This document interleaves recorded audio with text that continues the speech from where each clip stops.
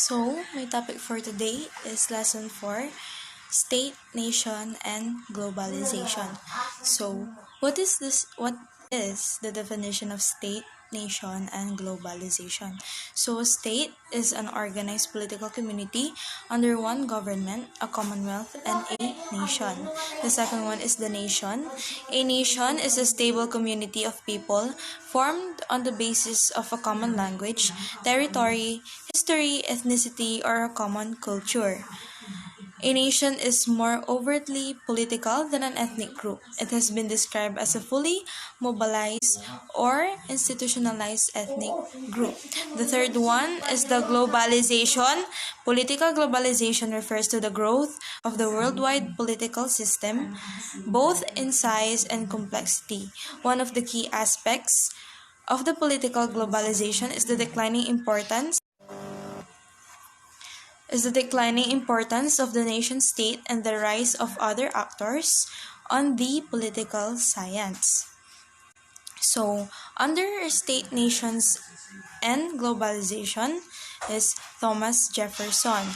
Thomas Jefferson was an American statesman, diplomat, lawyer, architect, philosopher, and founding father who served as the third president of the United States from 1801 to 1809. He had previously served as the second Vice President of the United States between 1797 and 1801. So,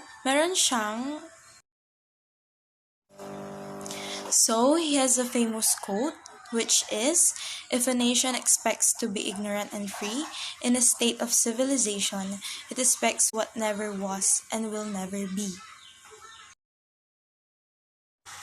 So, his famous quote is if a nation expects to be ignorant and free in a state of civilization, it expects what never was and will never be. Whenever the people are well informed, they can be trusted with their own government. But whenever things get so far wrong as to attract their notice, then maybe relied on to set them right. So, ignorance and self-government could not exist together. If you're ignorant or walang alam about the law or about your human rights, how will you live in this country? Kung may alam ka naman pero hindi mo sinusunod ang batas or wala kang pakialam sa batas, it doesn't make sense. It doesn't exist. It will never make sense. The second one is Niccolo Machiavelli. His famous quote is, "The foundations of every state, new states as well as ancient or composite ones, are good laws and good arms. You cannot have good laws without good arms, and where there are good arms, good laws inevitably follow." So, it asserts that the main foundations of every state are good laws and good arms, meaning that a ruler must anchor his state to sound legal and military codes if he wishes to maintain his power. So, arguing that one cannot have good laws without good arms and that good laws inevitably follow from good arms. Yun nga, sabi sa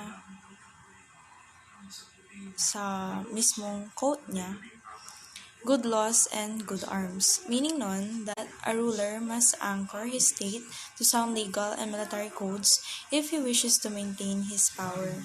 Syempre, you have to be responsible because you are the president or what in your country or state. Technology simply means increased power, which is why we have the global problems we face today. Yes, technology makes or made us life easier. Pero dahil din doon, we have our global problems as of now na hindi pa rin nasa solusyonan. So, technology has disadvantages and advantages. Technology is not always good for us. So, let's move on the elements of the state. The first one is people, also known as population. So, population. State is a community of persons. Siyempre, kailangan naman siguro sa isang country or sa isang state ay merong tao. It is a human political institution. Without a population, there can be no state. Population can be more or less, but it has to be there. There are states with very small populations like Switzerland, Canada, and others, and there are states like China, India, and others with very large population. Siyempre, kailangan natin ng people or tao para magkaroon ng isang state. Siyempre, sinong mamamalakad? Sinong boboto? Sinong mga taong susunod sa batas kung walang people or population. So, una siya dahil siya ang pinaka-importante. So, the second one is the territory. So, territory is the second essential element of the state. State is a territorial unit. Definite territory is its essential component. A state cannot exist in the air or at sea. It is essentially a territorial state. The size of the a state cannot exist in the air or at sea. Siyempre, sa lupa lang siya. Saan tinatayo ang Malacanang? Saan nakatayo ang Malacanang? Sa lupa. Saan nakatayo ang mga barangay halls, municipal halls? Hindi ba sa lupa? So, ang territory is the land which the state is there or nakatayo or dun siya nakapwesto. That is territory. So that's all. Thank you.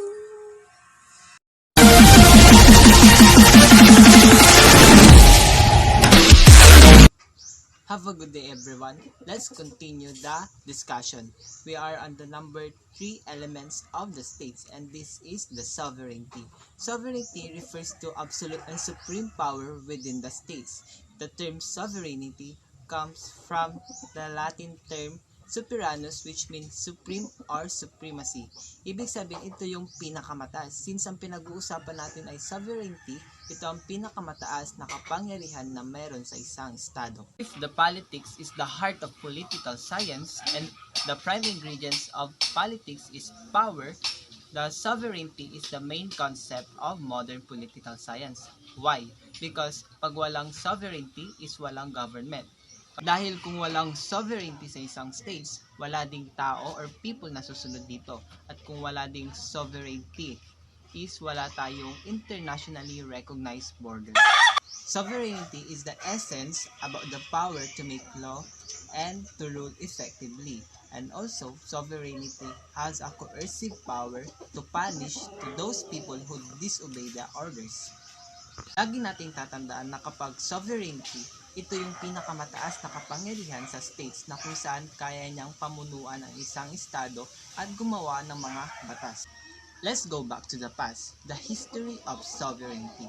400 years ago in Europe, a rage between the European countries over power, politics, and religion.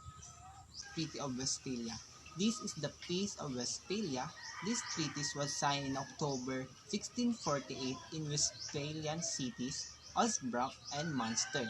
They ended the 30 Years' War and brought peace to the Holy Roman Empire, closing a calamitous period of European history that killed approximately 8 million people.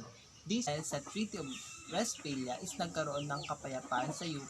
Dahil pag narinig natin ang term na Western countries, ito yung mga bansa na kung saan sila yung malalakas. Kaya ayaw nila magpatalo sa isa't isa. Kaya nagpapatuloy ang digmaan at laging nananakop ang ibang bansa. The goal of Treaty of Westphalia is to accept and respect the borders of each country. We have the two types of sovereignty. The first sovereignty is the internal sovereignty. It refers to the sovereignty within the national sphere. Ibig sabihin nito, kung hanggang saan ang sakop mo, hanggang dun din ang batas mo. The second sovereignty is external sovereignty. It refers to the freedom of the states to carry out its activities without subjection to or control by the other states. This supremacy is against in all foreign wills. Ibig sabihin nito ay independent na ang isang estado at hindi na kailangan ng approval or consent ng ibang bayan. There are 6 characteristics of sovereignty. The first one is sovereignty is absolute from legal point of view, because if have no sovereignty, there is no states. The number 2 is sovereignty is permanent and it continues uninterrupted as long as the states exist. Kahit magbago man ang pamahalaan, magbago man ang administrasyon, magbago man ang pangulo, ay patuloy pa rin ang sovereignty sa pag-iral nito. Sovereignty is universal, ibig sabihin pangkalahatan, and it extends to all people and association within the territory. The number 4 is sovereignty is inalienable. Ang sovereignty or kapangyarihan ay hindi ipinagkakait sa bawat isa. The number 5 is sovereignty cannot be divided between or shared by a plurality. The last one is sovereignty is exclusive and there is no one to compete with it. The 4 elements of the states is government. Government refers to the institution, agency, or instrumentalities which through the states maintain social order, provide public services, and binding decisions. Example of government is the international recognition. A state can be a member of international organizations and institutions. This also means that a sovereign or the independent state must abide the law, the policies, and the regulation imposed by international organization. Example dito is the UN or the United Nations, the General Agreement on Tariff and Trade, and the WTO or World Trade Organizations. Halimbawa na lang is yung Universal Declarations of Human Rights that adopted by all members of UN in the year 1948 that we, the Filipino, as a members of United Nations, kailangan nating i-abide or i-apply yung Universal Declaration of Human Rights sa ating country. Move on to forms of government. The number 1 is the distribution of power. Paano nga ba nadidistribute ang power within the states? So, merong tatlo. The number 1 is the unitary government power. It means that it was held by one central authority. Unitary government, uni means iisa. Iisa yung namumuno dito at siya ang may hawak ng pinakamataas na kapangyarihan within the states. Confederation. It is voluntary associations of independent states that have only delegate a few powers to central government. The number 3 is the federal government power. It is divided by one central authority and the sectorial regional authorities. Sa federal government power, hindi lang iisa ang namumuno dahil 50% ay nasa national government and 50% naman ay nasa local government. Number 2 is the citizen participations. Autocracy. What is autocracy? Autocracy is a form of government wherein one person possess unlimited power. Ibig sabihin sa government na ito, nasa iisang tao lang ang pinakamataas na kapangyarihan at bihira o limitado lang yung mga ordinaryong mamamayan na magkaroon ng posisyon sa ganitong gobyerno. There are 2 forms of autocratic government. The first one is the absolute or totalitarian dictatorship. It refers to that the ideas of a single leader is glorified. Kung ano yung gusto ng namumuno is kailangang sundin and you are not allowed to disobey the orders. The number 2 is the absolute monarchy. The king, the queen, or the emperor exercise the supreme and unlimited power of government, wherein the position is usually inherited. The second one is the oligarchy. It's a government by few. Kukunti lamang ang may ganitong sistema ng pamamahala because ito ay binubuo ng small group na kung saan they exercise to control, especially for the selfish purposes and corruption within the society. The third one is democracy. Democracy is government based on the concept of the governed. The people are the sovereign, thus they hold the highest political authority. Pag sinabi natin democracy, nasa kamay ng taong bayan kung sino ang susunod na mamumuno sa kanilang bansa. Let's go back to the past, the history of democracy. In the year 507 BC or before Christ, the Athenian leader Cleisthenes, or also known as the father of modern democracy, the one who introduced a system of the political reforms called democratia, means rule of by the people. It comes from the Greek root word demos means people and kratos means power or its strength. Democracy has two forms. The first one is the indirect democracy or the representative democracy. It is a form of democratic government wherein the people directly elect their leaders who will govern them and perform government functions. Second one is the direct democracy. It is a form of government wherein the people will convene in a mass assembly and directly formulate the will of state. The third one is the legitimacy. The states attains legitimacy if it's recognized and respected by the people. There are two types of legitimacy. The first one is the de jure, means it's a form of government wherein it has a support of the people and possess constitutional mandate. Ibig sabihin nito ay sinusuportan ito ng mga tao, ginagawa nila ito in their real life, and also nagpo-possess iso ng constitutional mandate or suportado ito ng government or pamahalaan. Second one is the de facto, is a form of government supported by the people but have no constitutional mandate or legal support. Ibig sabihin nito, ito naman ay kabaliktaran ng de jure sapagkat itong de facto ay sinusuportahan ng mga tao, ina-apply nila ito, nakikita ito sa society pero walang constitutional mandate or legal support from the government. Thank you for listening.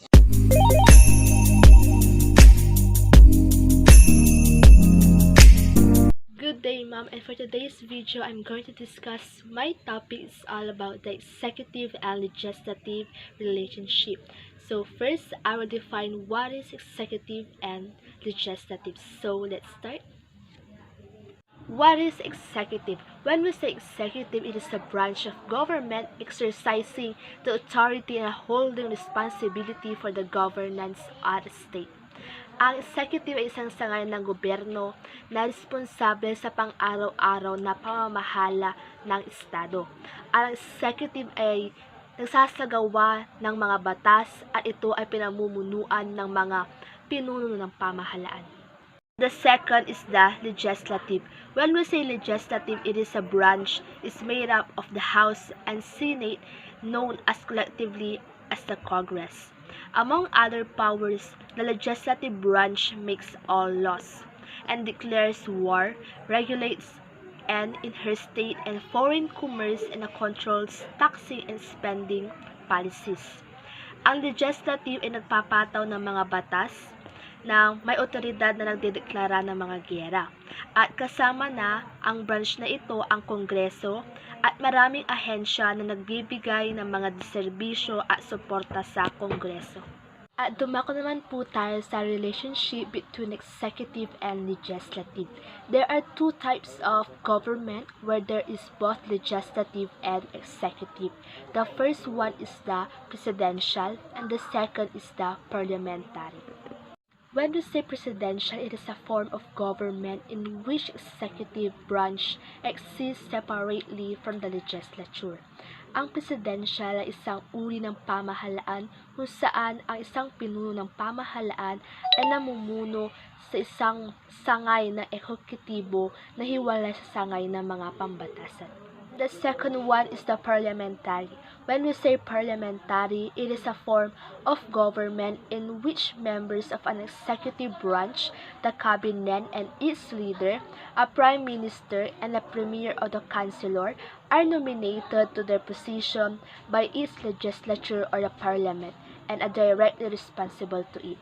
Ang parliamentary ay isang sistema ng demokratikong pamamahala ng isang estado kung saan kinukuha ng executive ang demokratikong pagiging lehitimo nito mula sa kakayahang utusan ang kumpiyansa ng lehislatura. Dumako naman po tayo sa independent state. Mayroon pong 5 na nakasulat sa PowerPoint presentation at iisa-isahin po natin sila. Una dyan ay has space or a territory which has intentionally recognized boundaries. Pangalawa, has people who live their own ongoing basis. And the third is the has the power of the social engineers such as education, Pang-apat ay ang has a transportation system for moving or services. At ang panghuli ay ang has a government which provide public services and a police power.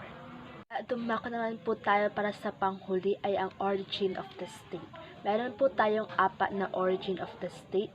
Una dyan ang evolutionary theory, pangalawa ang force theory, pangatlo ang divine right, at ang pang-apat ay ang social contract.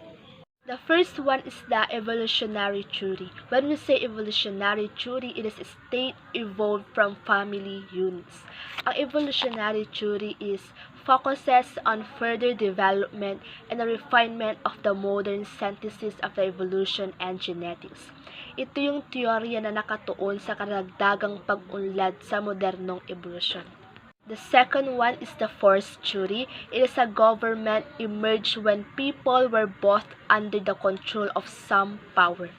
Ang first theory is the process of establishing a new government or country through the use of force. Ito yung theory na nagtataguyod ng isang bagong gobyerno o bansa sa pamamagitan ng force theory. The third one is the divine right. When we say divine right, it is a belief that kings are chosen to rule the ancient state by the Egyptian and Aztec. Ang divine right ay isang European history and a political doctrine in defense of absolutism. Ito yung kasaysayan ng Europa ay isang doktrinang pampolitika. And the last one is the social contract. When we say social contract, it is existed during the 17th century in the age of enlightenment. Ang social contract, it is a political obligation are dependent upon the contract or the agreement, and among them to form the society in which they live. Ito yung teoryang na ang pananaw na ang mga obligasyon, moral o pampolitika ng mga tao ay nakasalalay sa isang kontrata sa gitna ng lipunang kanilang kinagisnan. Magandang araw po sa ating lahat. Ako nga po pala si Tricia May of Flores ng UMS 12A. Sa unang larawan, pinapakita dito ang tatlong pilosopong may iba't ibang uri ng paniniwala. Sila ay si Thomas Hobbes, John Locke, at Jean-Jacques Rousseau. Una, si Thomas Hobbes. Ipinanganak siya noong April 5, 1588. Namatay noong December 4, 1679. Nakilala siya sa kanyang librong Leviathan noong 1651. Nagawa niya to during English Civil War at siya yung unang nag-describe ng social contract theory. At naniniwala siyang government should be based on reason, not the divine rights. At sa libro niya, tinalakay niya dito ang kalikasan ng tao at ng estado. Si John Locke ay isang later English Enlightenment philosopher, lived during Glorious Revolution, at since he saw a better government form without war, he knows it's possible. At may libro siyang Two Treatises on Government, 1690. Binigyan niya ng diin ang paniniwala niyang mahalaga ang gitnang uri at pagtitiwala sa kabutihan ng sangkatauhan. At panghuli, si Jean-Jacques Rousseau. Isa siyang Swiss-French na philosopher. Siya ang kinilalang father of true democracy, at his state of nature was different from Hobbes and Locke because he believed people live in harmony with nature and each other, showing compassion for others. At siya ang sumulat ng social contract theory. At dito, pinaliwanag niya na ang social contract ay kasunduan ng mga malayang mamamayan na lumikha ng isang lipunan, at dito, pinapakita ang kanilang mga paniniwala na pagkakaiba-iba. Ayon dito kay Hobbes, man is evil, government need to protect public, government should be Ayon naman dito, pinapakita ang kanilang mga paniniwala. Una na dito kay Hobbes. Man is evil, ayon sa kanya. Government is needed to protect public. Government should be all-powerful, cannot be overthrown. At panghuli, power should be based, not shared. Executive it absolutely. Dahil nga si Hobbes, isa siyang selfish na tao. Mas tinitingala niya ng mas mataas yung government kaysa sa mga tao nasa paligid niya. At mas believe siya sa kapangyarihan ng gobyerno. Dito naman tayo kay Locke. Ayon kay Locke, one is good. Government is wanted to benefit public. Government should be conditional, can overthrow. Power should be shared, legislative and executive. Kasi naniniwala siyang ang tao ay mabuti at hindi pwedeng kontrolin lang ng government na tulad nung kay Hobbes na dapat maging mas mataas lang ang gobyerno kaysa sa mga tao. Dito naman tayo kay Rousseau. Naniniwala siyang man is good, society is screw up us. Government is needed to enforce social contract. Government should be arbitrary, can overthrow, shared and direct. Power should be shared and direct, rips and not needed. Naniniwala siya sa pantay na karapatan ng gobyerno at ng mga tao.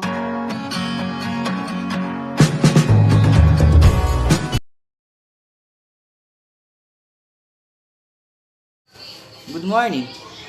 My name is Arjit Slavitan, from 12A. This video presentation is all about my topic in Ppg.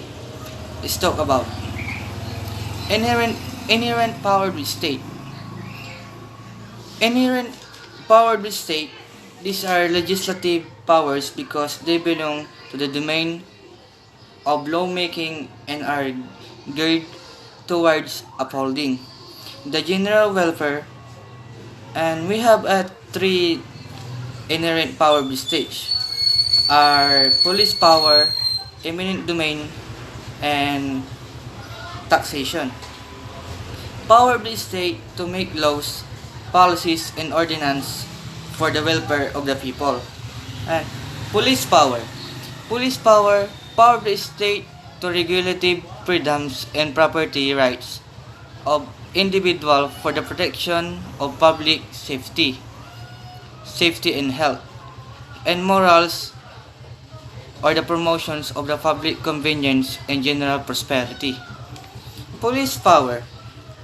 It is intended to promote the well-being of the people, their health, safety, economics, stability, morality, peace, harmony, and security. Example, when the government declares a bay or lake infected by red tide, it may ban the harvesting, the selling, and eating of shellfish and other marine products to prevent people from being poisoned. And eminent domain. Eminent domain, power to take private property for public use upon payment of just compensation. Eminent domain, also called the power of expropriation.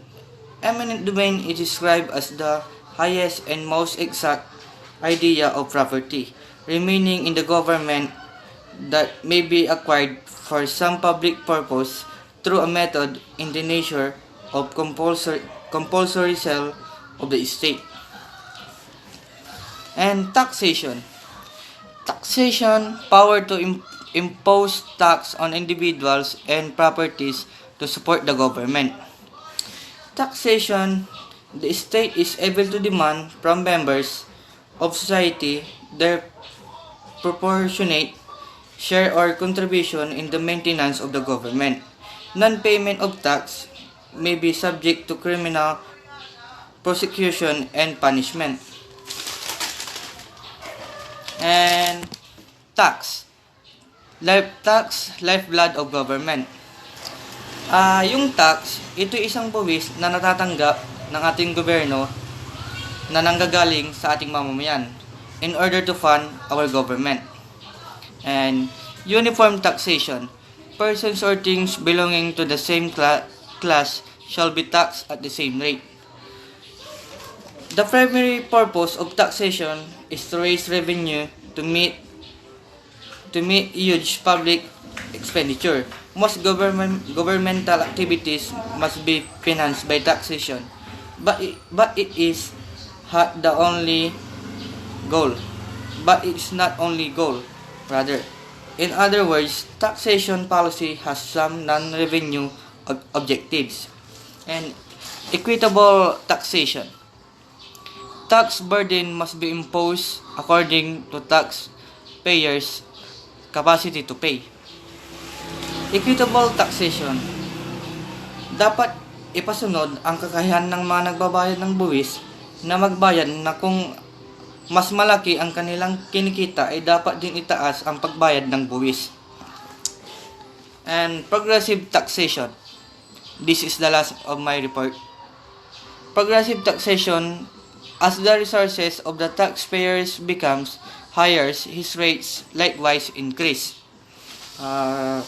Gaya ng sabi ko sa equitable taxation, ang parehong rate ng buwis sa ng mga individual na anuman ang kanilang kita, isang buwis na nagpapataw ng isang mas malaking porsyento ng pagbubuwis sa mataas na kita na ang kumikita ng mas mataas ay kaya magbayad ng mas higit pa sa kanilang binabayad na buwis. At yun lang po. Maraming salamat po. God bless.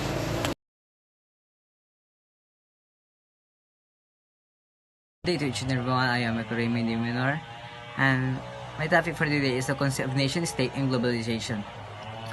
So sa concept of nation state, sa nation state, meron tayong apat na tinatawag which are defined border and territories, same type people exist, organized by race or background, and generally speak on language. So sa defined border and territories, ito yung hangganan ng, kunwari sa Philippines, merong hangganan. Sa South China, South Philippine Sea, so sa kabila nun is iba na yung nagmamay-ari doon. Kunwari din, dito sa Malasiki, di ba? Merong hangganan nun. Yung hangganan ng Malasiki is yung sa Nalsa Norte. So, sa kabilang dako na yun is may-ari na nun is yung sa Bayambang. Ganon din yung sa iba. Ganon yung defined border and territories. So, same type of people exist. Ito yung dominant siya ng isang group. Ganon. So, organized by race or background. Pag sinabi ito yung organized by race or background, example, sa Baguio. Parang iisa lang yung nag-organize doon, which is yung mga Igorot. Ganon din sa Pangasinan. Iba yung nag-organize, iba yung race or race nila, ganon. Generally speak on language. Sa Philippines, meron dalawa lang ang ginagamit upang makipag-communicate to others, which is the Filipino language and the English language, para magkaintindihan ang isa't isa. So, we have distinction between the state and nation. Pag sinabi natin state, cited not only in present but also in an ancient period. While sa nation naman, modern phenomenon siya. Another is, pag sa state, it is a legal political. While sa nation naman, it is a racial culture. Then, another, sa state, people organize for law within definite territory. While sa nation naman, people psychologically join together with common will to live together. Then, sa state, a state must be sovereign. So, sa nation naman, yung pinagkaiba is people continue a nation even if they do not remain sovereign. And lastly, sa state, inhabited by heterogeneous group of people. Big sabihin, hetero, maramihan. While sa nation naman, inhabited by a homogeneous group of people, iisa lang. So let's move to the concept of globalization. When we say globalization, also known as global industrialism, is a process forging international political, economic, religious, and social-cultural interconnection. So we have three positions in the debate. So Sorensen, 2008. First, the retreat from the state position. States are losing power and influence. Second, the state-centric position. States have even managed to expand the capacities, regulation, and control. 3. Programmatic position. Process of national transportation. States are winning and losing at the same time. So we have the argues that modern states are based on national economy, national government, nation, and sovereignty. So, pag sinabi natin national economy, ito yung sa GDP, growth development procedure, ganun. Yung sa pagtaas ng growth ng economy natin. So, national government, ito yung namamahala naman yung mga government, yung mga nasa pamahalaan, ganun. Presidente, mga senador, and sa nation naman, parang sa Philippines, isang nation yun. And sovereignty, ito yung sa freedom. Freedom which, freedom na bumoto. Malaya siya. Sovereignty, ibig sabihin. Pwede mong gawin what you want. Pwede kang bumuto kung sino yung gusto mong iboto.